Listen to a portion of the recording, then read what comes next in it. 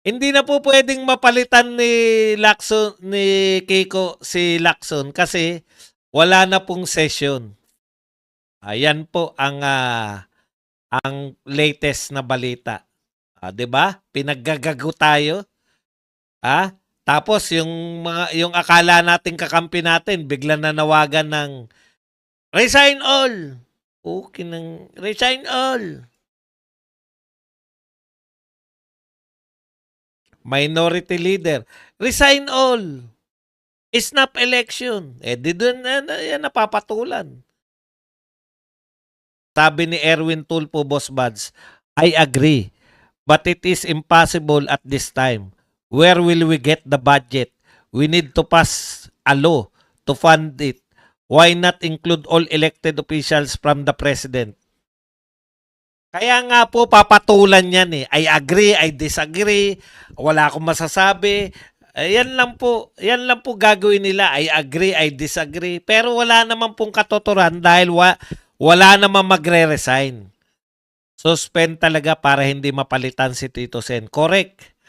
Ramlax hanggang ano daw, hanggang October 10. Ano bang October ngayon? 6, 7, 8, 9, 10. Hanggang Biyernes. Suspended.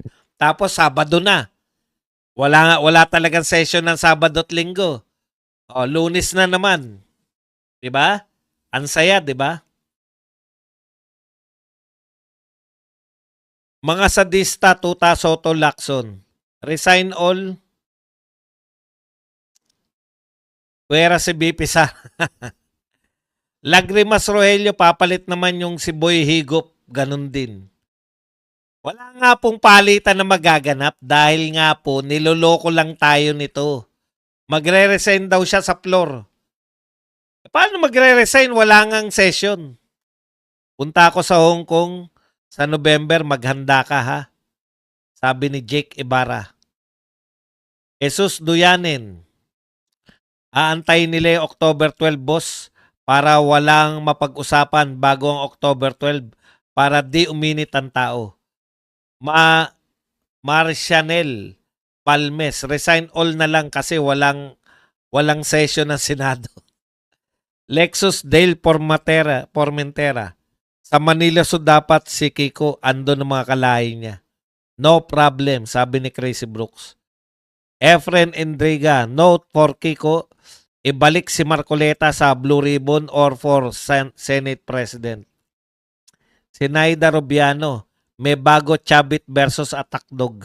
Opo, napanood ko, kaya lang sa tingin ko mas importante to eh. Dahil banata.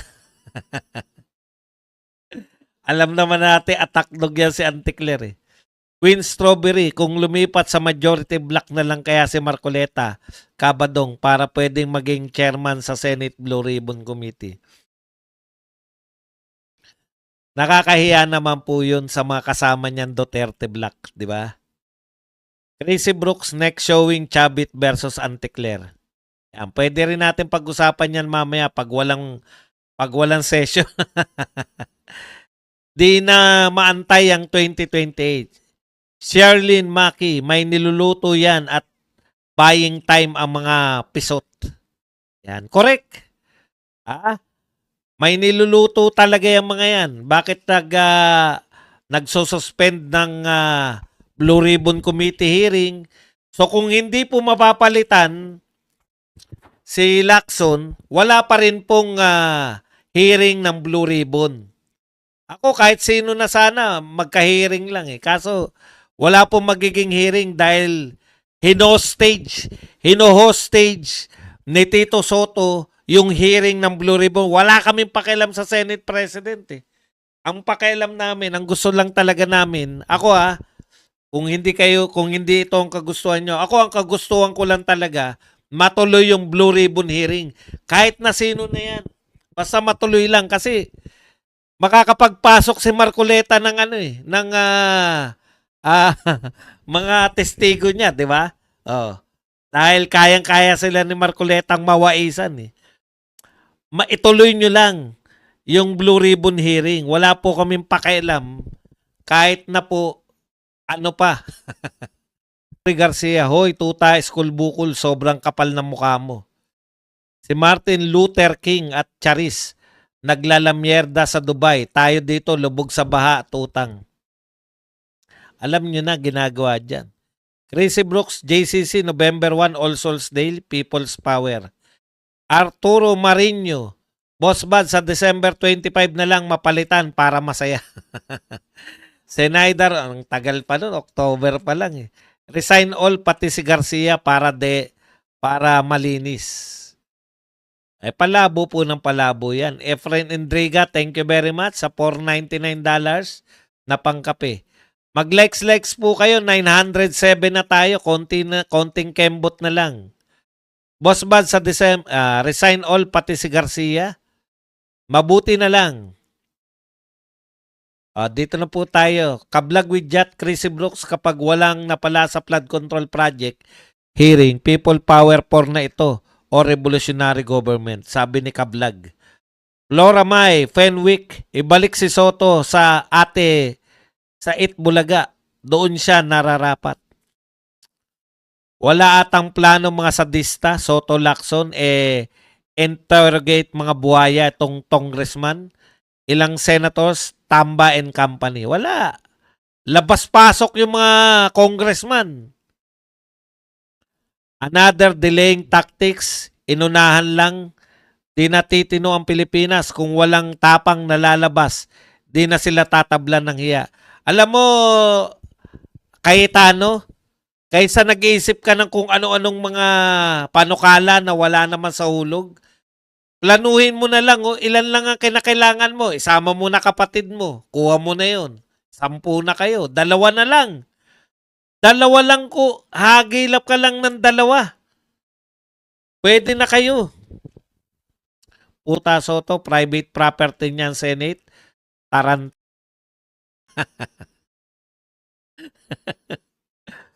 Like and subscribe na. Ania Santander. Naku, wag na si Kiko. Kung ang hayop nga sabaw ng sinungaling, dyan pa sa hearing. Higop ng sabaw nga, nagsinungaling. Yan. Chris Orsenya, diversion lang ang expose ni Katunying para hindi na pag-usapan si Martin Saldico na mastermind. More power, Boss Badong. Orsenya family from Alberta. Correct. Pwede naman po yun. Diversion kung correct ako na tama no. Tama ang parang mas totoo yan, diversion para banatan si Rizon Tiberos, sasagot si Ontiveros. Tapos doon na mapupunta usapan kung magnanakaw ba si Ontiveros at hindi. Na may kasama na rin na banat na rin sa possible na makakalaban ni Martin sa 2028 election, di ba? Banat na rin yan kasi swerteng-swerte si Risa eh. Banat ng banat yung mga akbayan tapos walang bumibira sa kanya eh. Yun po yun. Talagang pwedeng diversion po yung ginagawa ni Anthony Taberna. Sinasabi ko po sa inyo, hindi po natin kakampihan si Taberna. Pero hindi po masamang gamitin natin yung mga sinasabi nila para banatan yung mga kalaban natin. Caitlin, Badongers, ba't wala ka kahapon? Magpasabi ka kung magde-day off ka. Hinahanap ka ng taong bayan, lalo na mga chiching. Na birthday po ni Totoy Vitamina, kaya kumain po kami sa labas. Sa labas ng Boss Baz, pabor ka ba na magkaroon ng snap election? Kita nyo, yan ang nga sinasabi ko di ba? Ang sa akin nga po, diversion lang po yan. Wala naman pong katotoran yan eh. Pumabor man ako o hindi, hindi po magaganap yung mga resignation na yan. Maniwala kayo sa akin. Kaya dyan po nila dinadala eh. Kita nyo po, sasagutin nila si Cayetano, sasagot naman yung mga pro. Wala pong katotoran yan. Sinasabi ko sa inyo. Dapat ang inaasikaso ni Cayetano, paano niya mababawi, paano niya kukunin muli yung majority kay Tito Soto para tuloy-tuloy na po ito. Wala naman po akong pakialam kung sino po Senate President.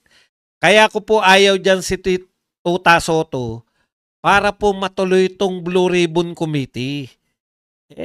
Wala eh. Sabihin nilang Cayetano, sorry mga kapwa ko Pilipino, minsan nagkakamali, tao lang ako. Caitlin, pumunta daw sa Manila Bay si Badong kahapon, Dolomite Beaching. Hindi po, nasa ano po ako? Nasa